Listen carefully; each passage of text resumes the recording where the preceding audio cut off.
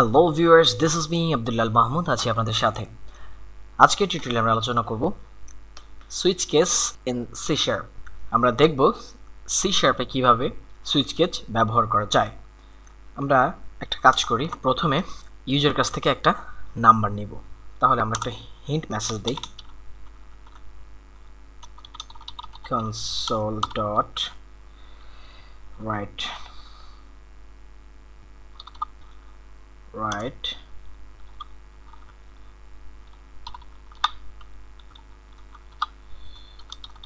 please enter a number. ওকে, এবার আমরা int mark এর মধ্যে কি করব, console dot read line আমরা ইনপুট নিলাম, কিন্তু কনভার্ট করতে হবে convert dot to int 32। এখানে একটা ব্র্যাকেট দিতে হবে, এখানে একটা ব্র্যাকেট দিতে হবে। অলরাইট, তো আমরা মার্কের মধ্যে একটা নাম্বার পেয়ে গেলাম। এখন আমরা কি করতে পারি, এটা কিছুটা ইফ এলস এর মতো, তবে কিছুটা ডিফারেন্ট, সেটা আমরা দেখব। আমরা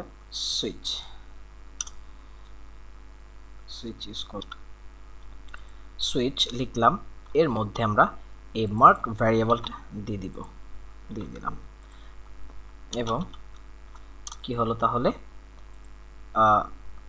সুইচের মধ্যে আমরা যে ইনপুটটা দিলাম সেটা চলে আসলো। এখন আমরা কি করব, কেস যদি 90 দেয় তাহলে আমরা একটা মেসেজ শো করব। মেসেজ শো করার জন্য তো এটাই নিতে হয়, এটা কপি করে নিয়ে যাই, লিখব এক্সেল পারফেক্ট। আচ্ছা, ব্রেক দিতে হবে আমাদের এখানে। ওকে, আচ্ছা, আমরা আবার এটা কপি করে,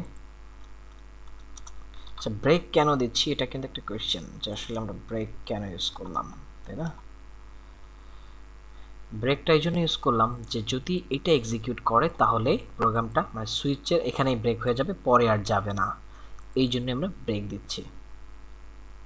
আচ্ছা, এখানে 90 থাকার কারণে এরর দেখাচ্ছে, কারণ সেম ভ্যালু, 70 দিলাম, চলে গেল। গুড। আচ্ছা, আমরা আবার কপি করে এটা নিচে পেস্ট করি, আবার এরর দেখাবে কারণ এখানে সেম ভ্যালু আছে, চেঞ্জ করতে হবে, আমরা 50 দিলাম। Average okay, break. আচ্ছা, আর দিচ্ছি না, আমরা ডিফল্ট নামে একটা জিনিস আছে, ডিফল্ট, অর্থাৎ এইগুলোর মধ্যে কোনোগুলোই যদি না হয় তাহলে অটোমেটিক্যালি ডিফল্টে চলে আসবে।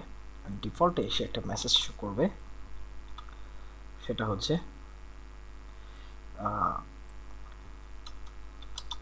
প্লিজ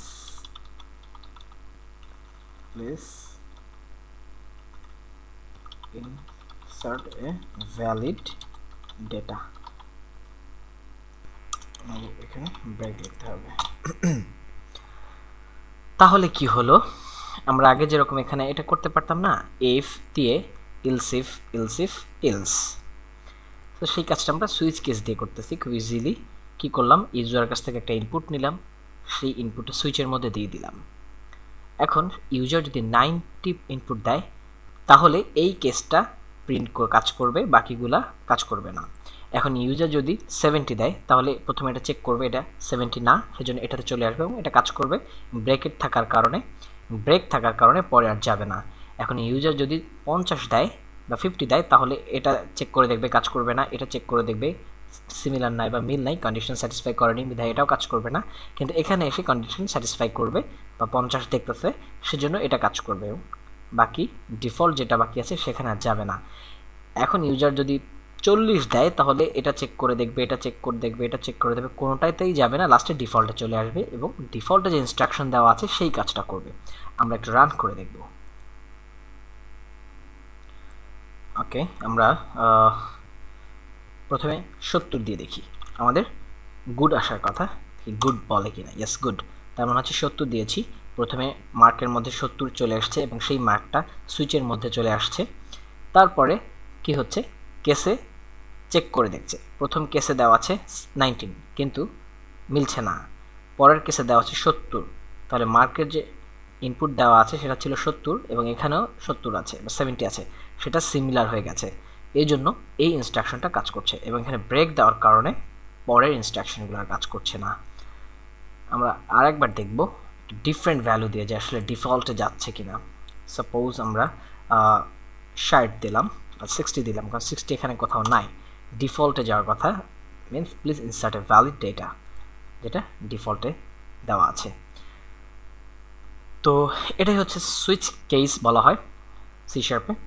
সোফার আপনারা এটা প্র্যাকটিস করবেন অবশ্যই, এবং প্রবলেম থাকলে অবশ্যই জানাবেন, আর চ্যানেলটাতে সাবস্ক্রাইব করে কানেক্টেড থাকবেন এবং আপনার ফ্রেন্ডসদের সাথে এটা শেয়ার করবেন অবভিয়াসলি, তাহলে আপনিও শিখলেন, আপনার ফ্রেন্ডসটা উপকৃত হচ্ছে। তো এভাবে একটা আসলে কমিউনিটি বিল্ড আপ করা পসিবল আই থিঙ্ক।